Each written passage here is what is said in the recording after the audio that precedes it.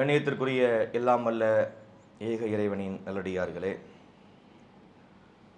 தமிழ்நாடு தௌஹீத் ஜமாஅத்தின் மூலமாக பல்வேறு விதமான மார்க்க மற்றும் சமுதாய பணிகளை நாம் செய்து வருகின்றோம். 1980களில் இருந்து இந்த பணிகளை மக்களுக்கு நம்மால் இயன்ற வரை நாம் செய்து வருகின்றோம். சமீப காலமாக கூட அழகிய முன்மாதிரி இப்ராஹிம் அலைஹிஸ்ஸலாம் என்ற தலைப்பிலே 10 மாத செயல் திட்டத்தை அறிவித்து அந்த பிரச்சாரங்கள் தமிழகம் எங்கும் வீரியம் அடைந்ததை நீங்கள் அறிவீர்கள். பல மாவட்டங்களில் மாநாடுகளை நடத்திவிட்டார்கள். இதுவரைக்கும் 10 மாநாடு நடந்துவிட்டது.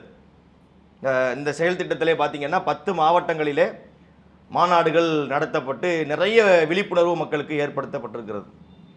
இது மட்டுமல்லாமல் நிறைய பொதுக்கூட்டங்கள், தெருமுனை கூட்டங்கள், பெண்கள் பயான் நிகழ்ச்சிகள், தர்பியாக்கள், நோட்டீஸ் விநியோகம் என்று இந்த அல்லாஹ்வுடைய மார்க்கத்தை மக்களுக்கு கொண்டு போய் சேர்க்கக்கூடிய உயர்ந்த பணியினை மிகச் சிறப்பாக நாம் செய்து வருகின்றோம். எல்லா புகழும் இறைவனுக்குத்தான். இதெல்லாம் மார்க்க ரீதியான பிரச்சார ரீதியாக உள்ள விஷயங்கள். இந்த மாதிரி பயான் நடக்கணும், நிறைய பொதுக்கூட்டங்கள் நடக்கிறது என்று சொன்னால் அதுக்கு உரிய தாய்க்களை நாம் உருவாக்க வேண்டும். அழைப்பாளர்களை உருவாக்கணும். அழைப்பாளர்களை உருவாக்குவது 2 விதம் இருக்கிறது. ஒரு விதம் எப்படின்னா, அவங்க ஒரு தொழிலில் இருப்பாங்க, ஒரு வியாபாரத்தில் இருப்பாங்க, ஒரு கம்பெனியில் இருப்பாங்க, ஒரு ப்ராக்டிஸில் ஏதோ ஒன்று இருப்பாங்க. அவங்க மார்க்க விஷயத்துக்கும் வருவார்கள். ஜும்மாவில் போய் கலந்து கொள்வது, அவங்களுடைய விடுமுறை நாட்களிலே போய் ஒரு பயானில் போய் கலந்து கொள்வது என்பது ஒரு வகை. அவங்களுடைய முழு நோக்கமும் இந்த பிரச்சாரமாக இருப்பதில்லை. அவங்களுடைய நோக்கமும் வேறு வேறு விஷயங்களும் இருக்கிறதுனால அவங்களால இயன்றதை பண்ணுறாங்க. அல்ல அவங்களுக்கு கிருபை செய்யணும், அவங்களுக்கு நன்மையை தரட்டும். ஆனால் இது மட்டும் நமக்கு பத்தாது. இந்த மார்க்கத்தை படித்து உரிய முறையிலே மக்களுக்கு கொண்டு போய் சேர்க்க வேண்டும். அதில் இலக்கணபூர்வமாக அரபி மொழியினுடைய அந்த தன்மைகளை உணர்ந்து சட்டத்திட்டங்களை, ஃபிக்குகளை படிக்கணும், அரபியை வாசிக்கணும், அதுக்கு அர்த்தம் வைக்கணும், குர்ஆனுடைய வசனங்களுக்கு மொழிபெயர்ப்பு செய்யணும், புத்தகங்களுக்கு மொழிபெயர்ப்பு செய்யணும். இது மாதிரி அல்ல விரிந்த ஆழமான பணியும் இருக்கிறது. அப்போ இது மாதிரியான தாய்க்களை உருவாக்குவதற்கு கண்டிப்பாக ஒரு கல்லூரி நமக்கு தேவைப்படும். கல்லூரி இல்லாமல் ஒரு தாய்க்களை, ஆலிம்களை உருவாக்க முடியுமா? ஆலிம்களுடைய பங்கு அவசியமா இல்லையா? அதற்காகத்தான் திருச்சியிலே இஸ்லாமிய கல்லூரி என்று சொல்லப்படக்கூடிய ஒரு குல்லியத்துல் இஸ்லாமியான்னு சொல்லுவாங்க, இஸ்லாமிய கல்லூரி நம்ம நடத்தி கொண்டிருக்கின்றோம். அதிலே படித்து முடித்த எம்ஐஎஸ்சின்னு போடுறாங்கல்ல, அதான் அங்கே வழங்கப்படக்கூடிய ஒரு பட்டம் தான். இதிலே படித்தவர்கள் தாவா களத்திலே மிகச் சிறப்பாக பணியாற்றுவதை நீங்கள் பார்த்திருப்பீர்கள். இப்போ இந்த ரமலானுடைய தொடர் உரை இருக்குல்ல, இந்த ரமலானுடைய தொடர் உரை மொத்தம் 4 தலைப்புகளில் பேசப்படுது. 4 பேர் பேசுகிறாங்க. 4 பேருமே அந்த எம்ஐசியில் படித்தவர்கள் தான். திருச்சி அந்த கல்வியகத்தில் படித்து தான் இந்த வருஷத்தினுடைய 4 தொடரையும் பேசக்கூடிய அளவிற்கு அவர்கள் உருவாகி இருக்கின்றார்கள். இது மட்டும் அல்லாமல் நிறைய தாய்க்கள் உருவாக்கப்பட்டு குர்ஆனுடைய மொழிபெயர்ப்பு நமக்கு வெளிவந்திருக்கிறது. நம்முடைய ஜமாத்துக்கு ஒரு டிரான்ஸ்லேஷன் இருக்கா இல்லையா? அதை பண்ணவங்க இந்த கல்வியகத்தில் படித்தவங்க தான். அது மட்டும் அல்லாமல் எதிரிகள், மாற்று கருத்து உடையவங்க, அவங்க அசத்தியத்தை மக்கள்கிட்ட சொல்லிக்கிட்டு இருக்கிறாங்கன்னா அவங்களோடு விவாதம் செய்து மார்க்கத்தை எடுத்து சொல்லக்கூடிய அளவுக்கு நல்ல உயர்ந்த திறம்படத்தான் அங்கு உள்ள ஆலிம்கள் உருவாக்கப்படுகின்றார்கள். இதுக்கு இந்த இஸ்லாமிய கல்லூரியினுடைய பங்களிப்பு மிக அளப்பரிய ஒன்றாக இருக்கின்றது. அப்போ இதற்கான செலவினங்களை நீங்கள் பார்க்கணும். நிறைய மாணவர்கள் அங்கே படிக்கின்றார்கள். அங்கே ஒவ்வொரு ஆண்டும் அவங்க ப்ரொமோஷன் ஆகி போகும்போது ஒரு கல்வி அறிவோடு தான் போகின்றார்கள். இதை முடிச்சுட்டு வெளியே வரக்கூடிய நேரத்திலே நிறைய தாவா பணிகளை அவர்கள் முன்னெடுக்கின்றார்கள். இது ஒன்று இருக்கிறது.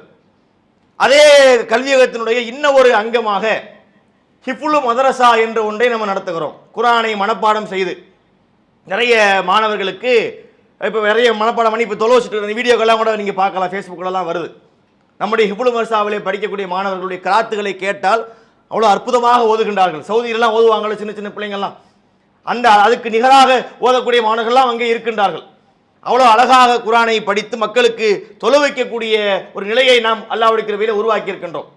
அப்போ இதற்கான செலவினங்கள் பல லட்சங்கள் ஆகிறது. ஒரு ஆண்டுக்கு நீங்கள் எடுத்துக்கிட்டீங்கன்னு சொன்னால் இந்த ஹிஃபுல் மதரசாவுக்கும் இஸ்லாமிய கல்லூரிக்கு மாத்திரம் லட்சக்கணக்கான ரூபாய்களை நம்ம செலவழிக்கின்றோம். இது இந்த கல்வியினுடைய வகைக்காக செலவழிப்பது.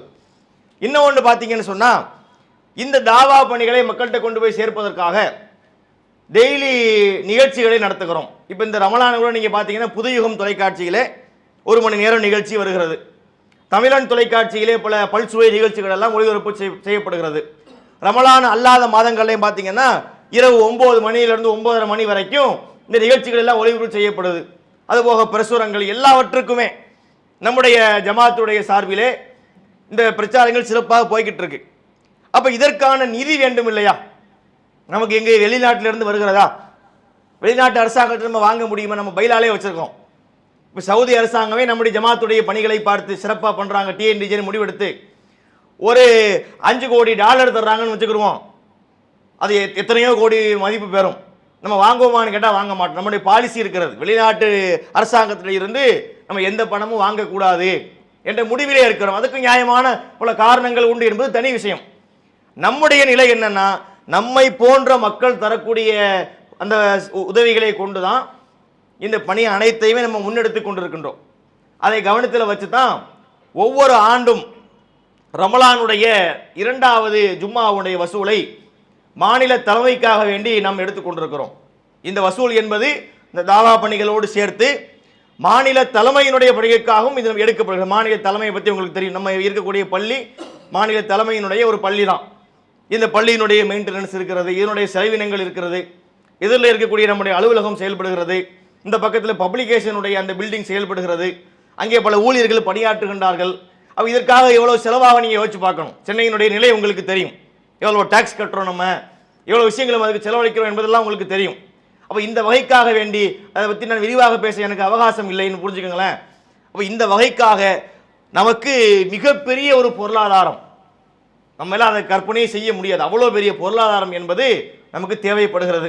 அப்போ இந்த தேவைக்கான விஷயத்தை நம்ம காலம் முழுக்க மக்கள்கிட்ட பண்ணுறதில்ல. விரும்பினா சில மக்கள் கொடுப்பார்கள். நம்ம மக்கள்கிட்ட இறங்கி எல்லா மர்க்கஸுக்கும் போய் வசூல் பண்ணது என்பது ஆண்டுக்கு 2 முறை. ஒன்று ரமலானுடைய 2வது ஜும்மா, இன்னொன்று ரபியுல் அவல் மாதத்தினுடைய 2வது ஜும்மா. முதல் ஜும்மாவில் அறிவிப்பு பண்ணிடுவோம், 2வது ஜும்மாவில் வசூல் பண்ணிடுவோம். அந்த அடிப்படையில் தான் இன்றைய தினம் நம்ம அறிவிப்பு செய்வது முதல் ஜும்மா, ரமலானுடைய முதல் ஜும்மாவாக இருக்கிறது. 2வது ஜும்மாவிலே இது வசூல் நடைபெற இருக்கிறது. இப்போ ஏன் சொல்றோம்னா உங்களுக்கு தெரிஞ்சிருக்கும். அடுத்த வாரம் நீங்கள் வரும்போது அப்போ தான் நீங்கள் நிறைய கொண்டு வந்து கொடுக்க முடியும். உங்களுக்கு நம்ம முன்னாடி சொல்லி நீங்கள் கேட்பீங்கல்ல, பாய் முன்னாடியே சொல்லியிருக்க கூடாதா? அதை முன்னாடியே இப்போ சொல்கிறோம். அடுத்த வாரம் இந்த வசூல் நடைபெற இருக்கின்ற காரணத்தினால் இந்த பணிகளுக்காக வேண்டி நிறைவான செல்வங்களை நீங்கள் வாரி தர வேண்டும். அல்லாஹ் நம் அனைவருக்கும் அந்த நன்மையை பெற்றுக்கொண்டு அல்லாஹ் நம் அனைவருக்கும் கிருபை செய்வானாக என்று கூறி என்னுடைய இந்த உரையை முடித்துக் கொள்கின்றேன். அஸ்ஸலாமு அலைக்கும் வரஹ்மத்துல்லாஹி வபரகாத்துஹு.